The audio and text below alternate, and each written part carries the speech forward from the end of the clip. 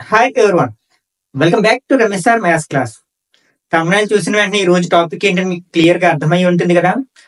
ఈ వీడియో చేయడానికి కారణం ఏంటంటే, నేను ఏదైనా ఒక వీడియోలో ఫర్ ఎగ్జాంపుల్ కాన్సెప్ట్స్ ఎక్స్ప్లెయిన్ చేస్తున్నాను అనుకోండి, దాని కింద కామెంట్స్ ఎలా ఉంటాయంటే, మాకు కాన్సెప్ట్స్ వద్దు సార్, టైం టేకింగ్ ప్రాసెస్, మాకు షార్ట్ కట్స్ చెప్పండి అని కామెంట్ చేస్తున్నారు. అదే ఏదైనా ఒక వీడియోలో నేను షార్ట్ కట్స్ తో ఎక్స్ప్లెయిన్ చేశాను అనుకోండి, దాని కింద మాకు కాన్సెప్ట్ కావాలని కామెంట్ చేస్తాను అనమాట. అసలు స్టూడెంట్స్ కి ఫస్ట్ ఏం కావాలి, కాన్సెప్ట్స్ కావాలా, షార్ట్ కట్స్ కావాలా అనేది ఈ వీడియోలో డిస్కస్ చేయడానికి ప్రయత్నిస్తాను. ఎవరైతే కాంపిటేటివ్ ఎగ్జామ్స్ కి ప్రిపేర్ అవుతున్నారో వాళ్ళు ఖచ్చితంగా ఈ వీడియోని చివరి వరకు చూడడానికి ప్రయత్నించండి.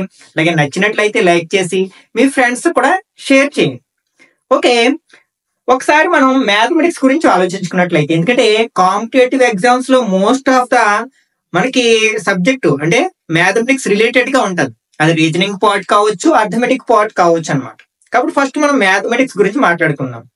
మనకి మ్యాథ్స్ కి ఏది ఇంపార్టెంట్ అంటే, యాక్యురసీ ఇంపార్టెంటా, స్పీడ్ ఇంపార్టెంటా, అంటే కరెక్ట్ గా చేయడం ఇంపార్టెంటా, లేకపోతే వేగంగా చేయడం ఇంపార్టెంటా అని మాట్లాడుకున్నట్లయితే, ఒకవేళ మనం ఒక మనిషిని నీ రెండు కళలో ఏది నీకు చాలా ఇంపార్టెంట్, చాలా ఇష్టం అని అడిగామనుకోండి, అతను ఏం చెప్తాడు? ఆన్సర్ ఏం చెప్పలేడు కదా, నాకు రెండు ఇష్టమే, రెండు సమానంగా చూస్తానంటాడు కదా.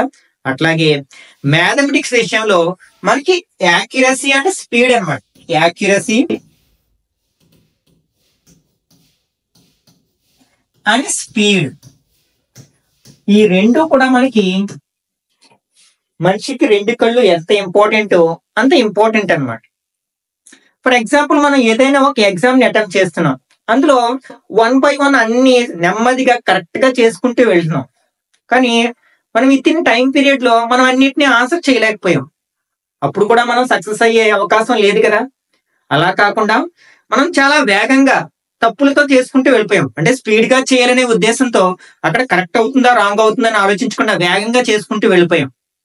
అప్పుడు కూడా మనకి నో యూజ్, ఎందుకంటే ఎక్కువ మిస్టేక్స్ రావడానికి అవకాశం ఉంది, మనం సక్సెస్ అవ్వకపోవచ్చు. కాబట్టి మనకి ఇక్కడ మ్యాథమెటిక్స్ కి స్పీడు, యాక్యురసీ అనేవి రెండు కూడా మనకి రెండు కళ్ళు లాంటివి అన్నమాట.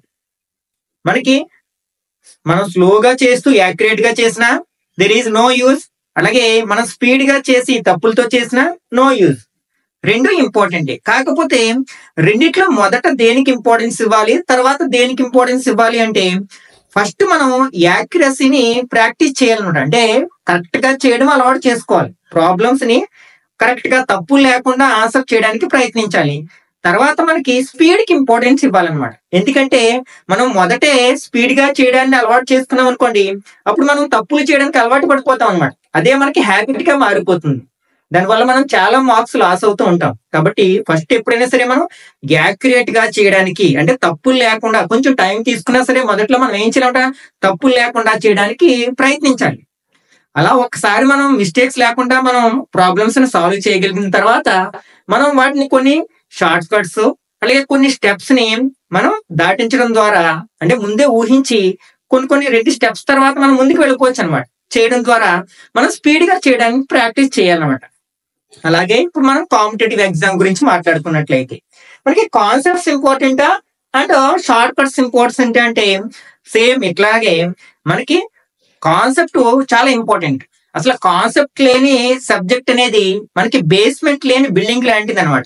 మనం బేస్మెంట్ స్ట్రాంగ్ గా కట్టకుండా మనం పైన బిల్డింగ్ ఎంత బాగా కట్టినా సరే దానికి లైఫ్ ఉండదు కదా, అది ఎక్కువ కాలం నిలబడదు. కాబట్టి మనకి ఇక్కడ కాన్సెప్ట్ అనేది బేస్మెంట్ లాంటిది అనమాట. ఎప్పుడైనా సరే మనం కాంపిటేటివ్ ఎగ్జామ్ కి ప్రిపేర్ అయ్యేటప్పుడు ఫస్ట్ కాన్సెప్ట్స్ నేర్చుకోవాలి. ఎందుకంటే ఒక 10 years బ్యాక్ కాంపిటేటివ్ ఎగ్జామ్స్ ని అబ్జర్వ్ చేసినట్లయితే మనకి క్వశ్చన్స్ అన్ని ఒక సేమ్ ఫార్మేట్ లో అడిగేవారు అనమాట. దానివల్ల మనకి షార్ట్ కట్స్ నేర్చుకున్నట్లయితే మనకి అదే విధంగా క్వశ్చన్స్ ఉంటాయి. కాబట్టి నెక్స్ట్ ఎగ్జామ్ లో మనం ఆ షార్ట్ కట్స్ ఉపయోగించి ఆన్సర్ చేయగలిగేవాళ్ళం. కానీ రీసెంట్ కాంపిటేటివ్ ఎగ్జామ్స్ ని అబ్జర్వ్ చేసినట్లయితే మనకి క్వశ్చన్ కి చాలా వేరియేషన్ ఉంటుంది అనమాట. అంటే సేమ్ టాపిక్ నుంచి అడిగే క్వశ్చన్ ని డిఫరెంట్ క్వశ్చన్స్ గా మార్చేసి అడుగుతూ ఉంటున్నారు. ఒక క్వశ్చన్ అయితే మనకి చదవడానికి ఎక్కువ సమయం పట్టేస్తుంది. అట్లాంటి క్వశ్చన్ మనం షార్ట్ కట్స్ ఉపయోగించి ఆన్సర్ చేయలేకపోవచ్చు అనమాట. కాబట్టి ఫస్ట్ మీరు ఎవరైనా సరే కాంపిటేటివ్ ఎగ్జామ్ కి ప్రిపేర్ అయ్యే వాళ్ళు మొదట ఇంపార్టెన్స్ ఇవ్వాల్సిన ఏంటంటే కాన్సెప్ట్ అనమాట. ఫస్ట్ కాన్సెప్ట్స్ నేర్చుకోండి. ఏదైనా ఒక టాపిక్ ని సెలెక్ట్ చేసుకున్నారు. ఫర్ ఎగ్జాంపుల్ ఎల్సిఎం, హెచ్సిఎఫ్ గురించి నేర్చుకుంటారు. ఫస్ట్ అసలు వాటి మీనింగ్ ఏమిటి, ఓకే, వాటిని చేయడానికి డిఫరెంట్ మెథడ్స్ ఉంటాయి. ఆ మెథడ్స్ గురించి అంటే జనరల్ మెథడ్స్ అన్నమాట నేర్చుకుంటాం. తర్వాత వాటికి మనం కాన్సెప్ట్స్ అప్లై చేస్తాం అన్నమాట. అంటే మనకి కాన్సెప్ట్స్ అన్నిటికీ అప్లై చేసి మనం ఆన్సర్ రాబట్టలేకపోవచ్చు, కానీ కాన్సెప్ట్ సహాయంతో ఏ క్వశ్చన్ కైనా సరే మనం ఆన్సర్ రాబట్టగలుగుతాం అన్నమాట.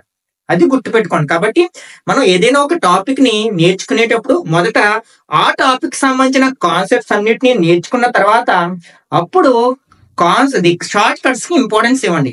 షార్ట్ కట్స్ కూడా ఇంపార్టెంటే, ఎందుకంటే అవి మనకి తక్కువ టైంలోనే ఎక్కువ క్వశ్చన్స్ ని ఆన్సర్ చేయడానికి సహాయపడతాయి. కాకపోతే ప్రతి క్వశ్చన్ ని మనం షార్ట్ కట్ సహాయంతో ఆన్సర్ చేయలేము, అది గుర్తుపెట్టుకోవాలి మీరు. ఓకేనా? కాబట్టి ఫస్ట్ మనం చేయాల్సిన పని ఏంటంటే మనం కాన్సెప్ట్స్ నేర్చుకోవడానికి ప్రయత్నించి తర్వాత ఏ క్వశ్చన్స్ అయితే మనం షార్ట్ కట్స్ ఉపయోగించి ఆన్సర్ చేయగలమో ఆ షార్ట్ కట్స్ ని కూడా నేర్చుకోండి. ఒకవేళ మనకి కాంపిటేటివ్ ఎగ్జామ్ రాస్తున్నప్పుడు ఆ షార్ట్ కట్ గుర్తుకు రాకపోయినా ఈ కాన్సెప్ట్ సహాయంతో ఆ క్వశ్చన్ ని ఆన్సర్ చేయగలుగుతాం. కాబట్టి ఎవరైతే నేను ఖచ్చితంగా కాంపిటేటివ్ ఎగ్జామ్ లో సక్సెస్ అవ్వాలి అని అనుకుంటున్నారో వాళ్ళు ఖచ్చితంగా మొదట కొంచెం టైం తీసుకున్నా సరే కాన్సెప్ట్స్ నేర్చుకున్న తర్వాత షార్ట్ కట్స్ ని ప్రాక్టీస్ చేయండి.